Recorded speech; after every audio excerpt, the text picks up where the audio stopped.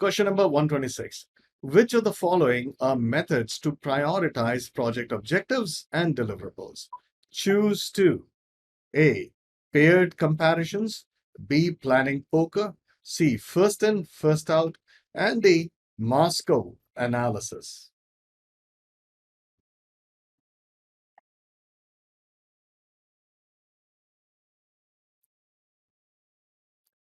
And the correct answers are A, paired comparisons, and D, Moscow analysis. Moscow is must have, should have, could have, and won't have. This is connected to requirements, right? But paired comparison is also connected to requirements where each of the requirements are compared with each and every requirements one at a time. Thereby, uh, when we compare each of the requirements with every other requirements one by one, it's called paired comparisons or comparative ranking, whichever way you want to call it. We can then figure out, okay, which are the requirements which have scored higher than most of the requirements, and we call them high priority. Of course, paired comparisons can also be used for risks and for any other thing for that matter. But the question is, okay, which of the following methods are there for to prioritize project objectives, which could be requirements or anything? Well, these are the only two things which are used for prioritization. This first in, first out has something to do with inventory, whereas planning poker has something to do with duration estimation.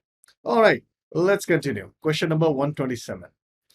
Based on the following, construct a project schedule network diagram and determine the duration of the critical path.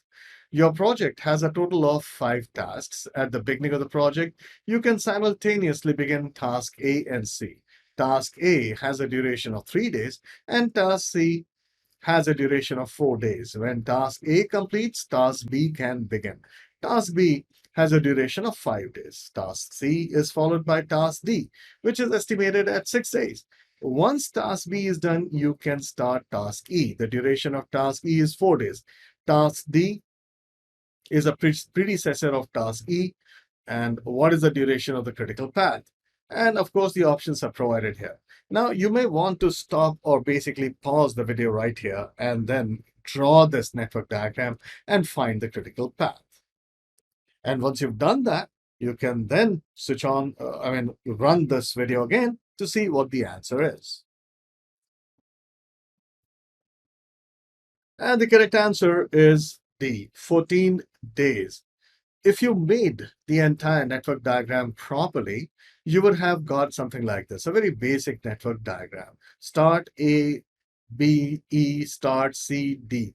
And basically, there are only 2 paths, right? So path A, B, E is 12 days, and path C, D, E, which is 6 plus 4 is 10 plus 4 is 14, right? So that is right. So this is your critical path, right? And therefore, the answer that we wrote here is 14 days. That is correct. All right. All right. So there you have. Perfect. I hope you remember that when I was talking about sequencing in my main training in this particular package, I showed you that you never make anything as far as network diagram is concerned without having the start node. And you must end the network diagram with the end node. Otherwise, you'll be in trouble. All right. So once you make it properly, it's much easier to calculate. All right. In case you're looking for a course, an examination readiness course, which is going to get you ready in just under 16 hours to ace PMP exam. Does a course like that exist? Yes, it does. Well, all you have to do is type pmvideo.pm-pulse.com. That's my site for PM videos. And over here, you have a few PMP 2021 related videos.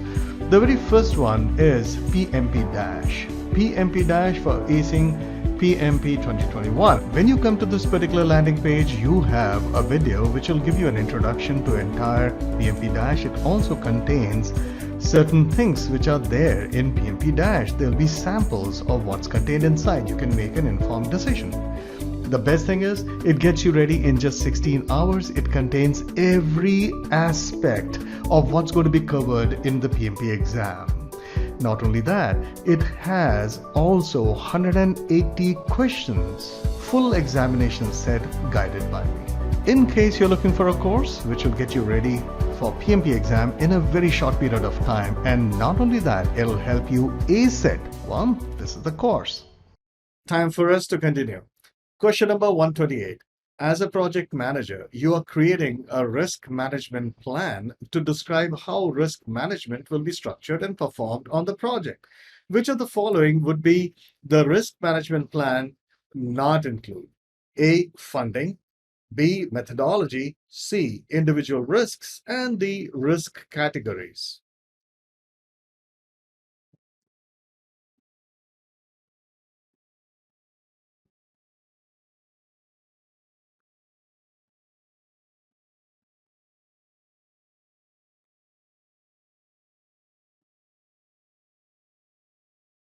And the correct answer is C.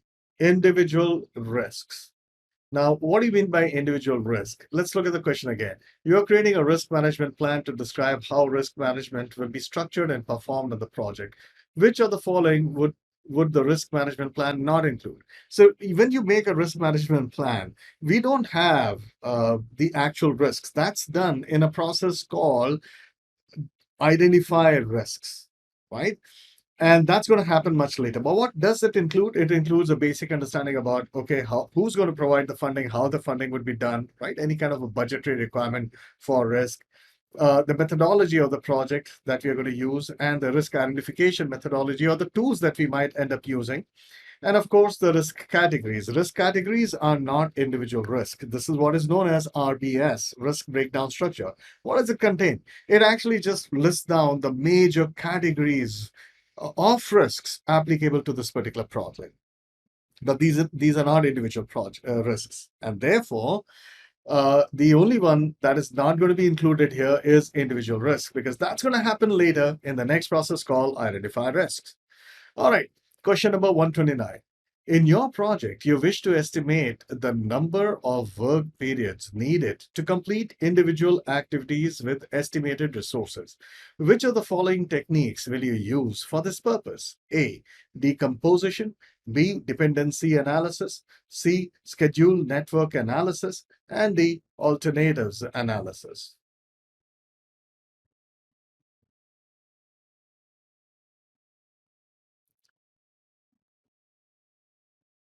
And the correct answer is D. Alternatives analysis.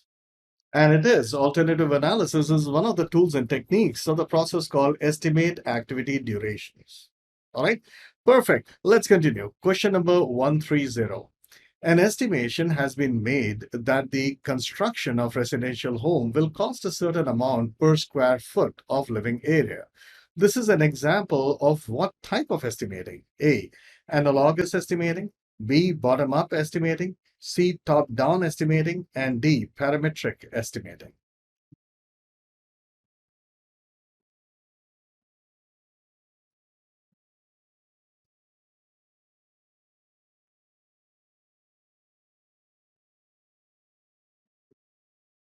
And the correct answer is parametric estimating. So basically, when you talk about square foots, we're basically what we are trying to do is we've converted all our historical data into a mathematical formula, and all we have to do is, okay, how many kilometers of road do we have to make? Okay, how many square meters of covered area that we have to paint, or things like that. So you can simply figure out, okay, how much is this going to cost, how many people we are going to need, how much time will it take, all of that. Those kind of estimating is called parametric estimating. Please don't confuse parametric with analogous estimating. Analogous estimating is basically based on historical data for sure, but not all historical data. It is based on the one or two projects of a similar kind that you may have done. And then you don't make a mathematical formula, you simply copy the estimates from the previous similar project and apply onto this project. That is called analogous. All right, perfect.